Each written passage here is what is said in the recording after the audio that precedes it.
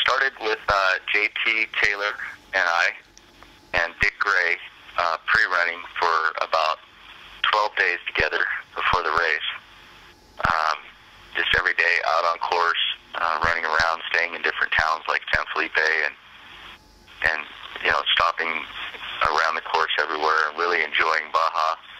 That's half the fun for me.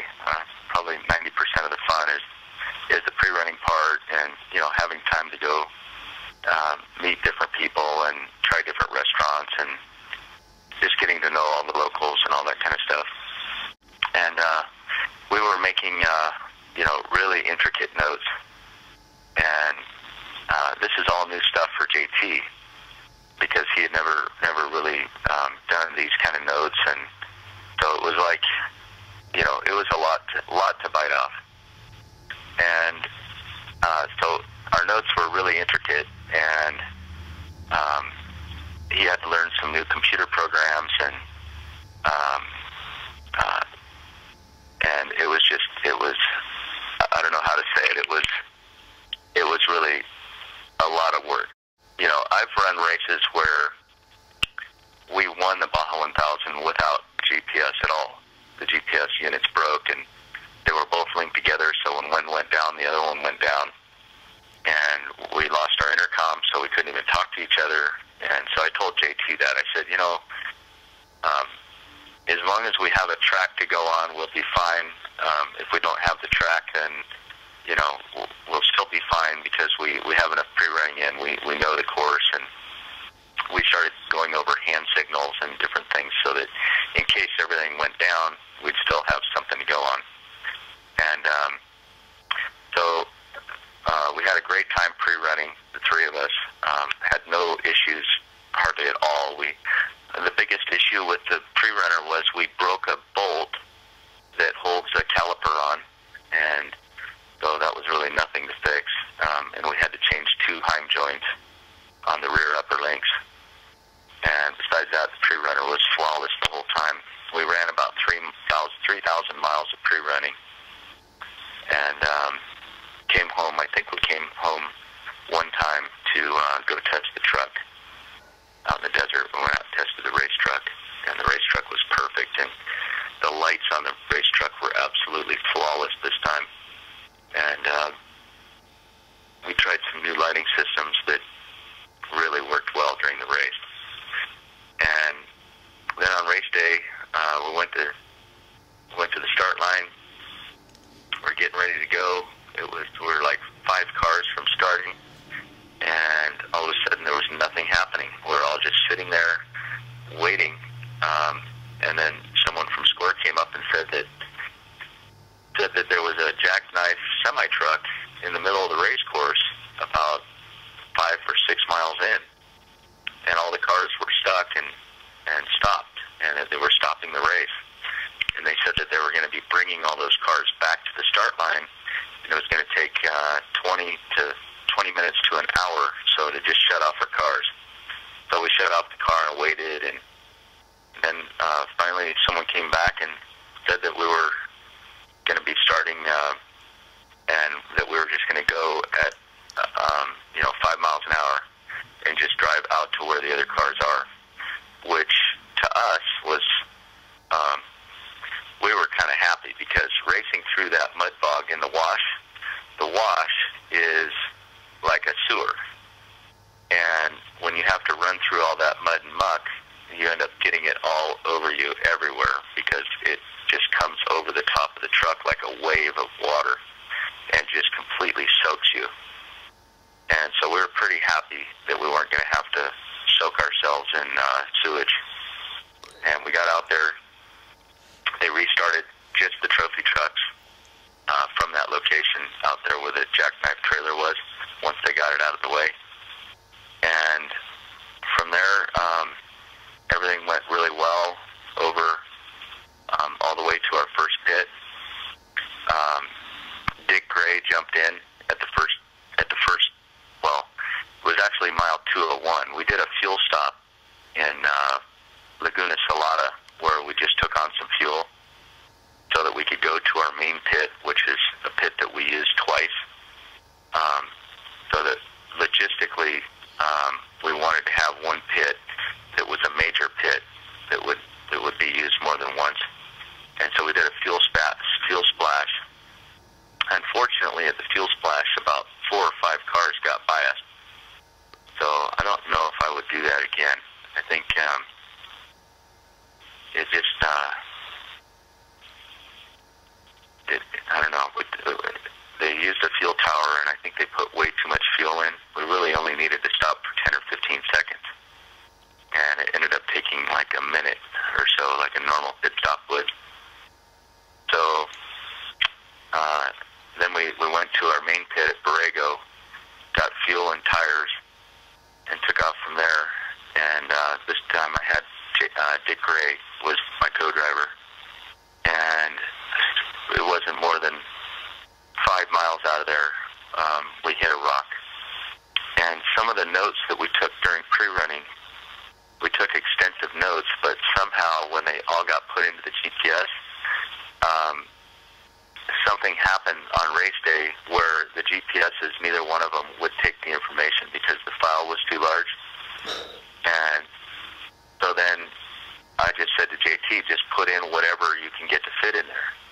And so he put a bunch of stuff in there, but a lot of it was notes that didn't have any information about what it was, or it didn't even have anything for what the issue was.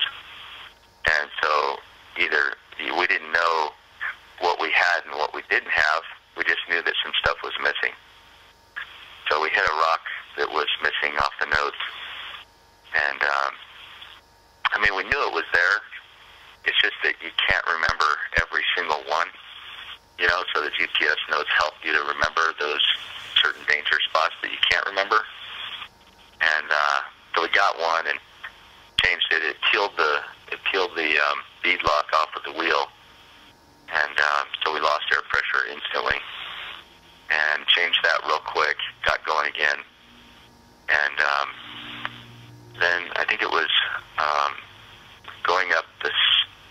We went down Matomi. Everything was flawless.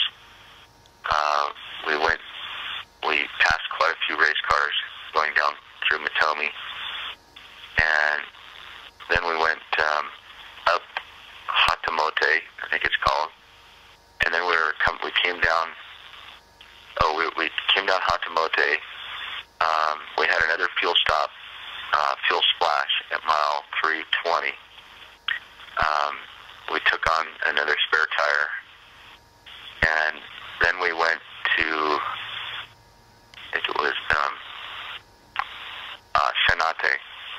And when we were going up Shanate Wash, our right front shock shaft broke right at the base.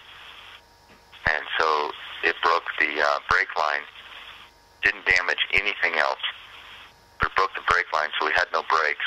And we had steering, so I was able to steer it at least to where we ended up stopping, and the chase trucks were really close. They were like within 4 miles.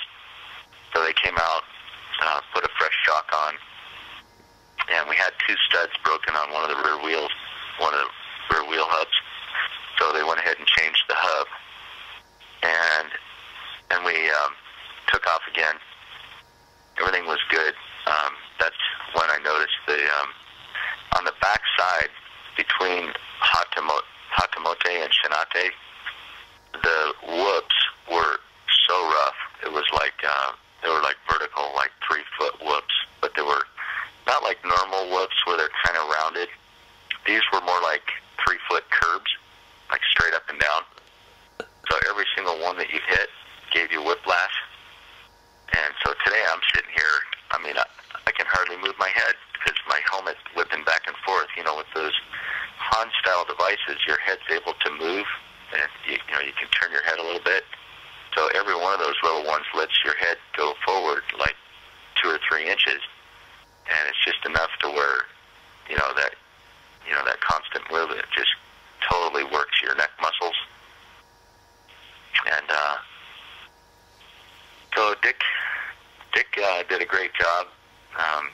It was kind of funny because I've never had a co-driver where it was like he was talking on a radio from somewhere away from the car, because he didn't sound like he was actually riding with me.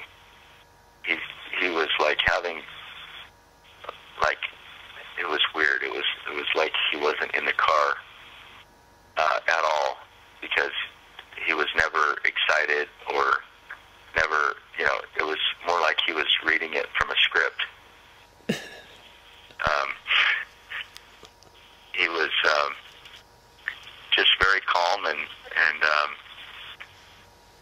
when we get off track or have an issue, he wouldn't get excited. There would be no comment about anything except the directions to get back on course. Stay right, stay right, stay right. Okay, there it is.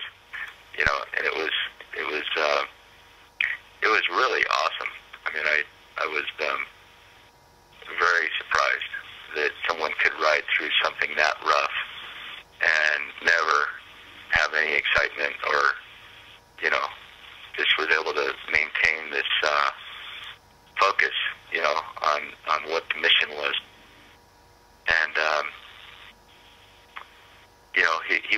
he actually did a pretty good job of looking outside the car too, not only looking inside the car but outside the car, and helping with visually spotting stuff. And so I think we had about 3 hours of downtime out there fixing the shock, and then we got going again. And then both front shocks lost all of their nitrogen somehow. I have no idea how, but I think it was probably because they got so hot. Somehow the nitrogen got out of the shocks, and so we were just running on springs. And so we were down to 20 miles an hour in some places on the rougher spots of from the start of the San Felipe to about mile 30 is just nothing but solid, gigantic whoops. And in some areas we had to slow way down. I mean, we were like 20 miles an hour. I'm not kidding at all. As slow as the slowest vehicles, like Class 11 runs probably 20 miles an hour over this whoops easy. And we were just getting our brains pounded out. And finally we got to the pit stop. That's where they discovered that the heat exchanger had broken, had a giant crack in it, and that all the hot water had sprayed onto my back. The radiator was almost completely empty. And I don't know how, towards the end we started getting really high water temps, and it would spike to like 260, and then it would drop back down to like 210 real fast. So it was starting to catch air. So we took it real easy getting in, and made it to the pit. They found the cracked heat exchanger, and so they took it out, put a hose in instead. We took off, and we discovered right away that we had tranny cooling issues, because we have a tranny cooler up in the back by the radiator, but it doesn't get any airflow unless you have enough wind going over it. And the lights, the roof lights, were blocking it. Well, we didn't want to just take our lights off and throw them out in the desert. And at that point, we weren't in the hunt to win the race. So we left the lights on, and we just babied it, and we ended up having to stop a whole bunch of times in the slower sections, like going over by Mike's Sky Ranch. We had to stop when the tranny temp reached 290. We just stopped and shut it off and let the it cooled down really fast, because it was like probably 35 or 40 degrees up there in the mountains, and it cooled down real fast. And so we'd wait about 15 minutes, and then we'd get going again. And when we got to the next pit stop, we had them take the lights off. We were trying to reach chase crews at every spot where we knew that they would be able to get to us, and we weren't able to reach anybody on the radio. So we ended up having to go all the way to the next pit. And that's where we took the lights off and got topped off with fuel. I told them not to bother changing the rear tires. They were ready to change the tires, but I said, don't worry about the tires, because the tires are like brand new. We haven't even, we've only been running like quarter to half throttle. And so they left the rear tires on, gassed us up, took the light bar off. And once the light bar was off on the top, we have these new HIDs, not HIDs, we have the new HIDs that we helped design. We did a complete redesign on the Vision X lights. They're going to be available for sale in 2012. And then we had these really powerful LED light bars. We had one in amber and one that was white, and they were both, I think, the 32 inches. And with those lights, it was more than enough light to run at full race speed. And so not having the whole light bar on the roof, we were fine without it. And then we had enough airflow going over the transcooler that it ran at 170 to 180, and we ran full race speed from the last pit all the way to the finish with no issues at all. And coming back through the wash, we ended up getting there was just mud and water everywhere. At the start, they'd done a pretty good job of making it so that it was pretty dry going through, but there were some areas where there was like a foot of water or so. When we came back in, there was a whole bunch of areas where the locals had dammed up the water so that it would make it so you'd have to go through a tunnel without water in order to get through. And so coming back, we just got soaked. Blasted through all the water sections and everything, and we're just covered. My wetsuit, my racing suit smelled so bad that I jumped in the shower and shampooed and tried to shampoo the suit and stomp it out, and ended up hanging it up, and it still smelled so bad that I know for sure that I'm sure that they left it in the back of the truck or someplace away from where any people are. That thing's going to have to be washed a couple times. Yeah, JT did a great job. That was his first time co-driving, and he was awesome.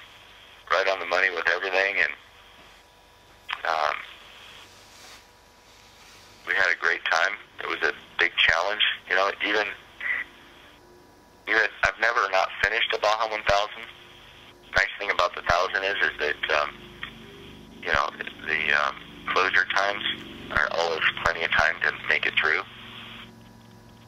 And, you know, usually you can fix just about anything and get going again. But it is, you know, it is tough to finish. I don't know what the finish rate for this race is, but I have a feeling that it's the lowest finish rate ever for a Baja 1000. The course was that rough that I don't believe that I'll bet you anything it's like less than 50% of the vehicles finished. And usually I think it's around 65% of the vehicles usually finish a race.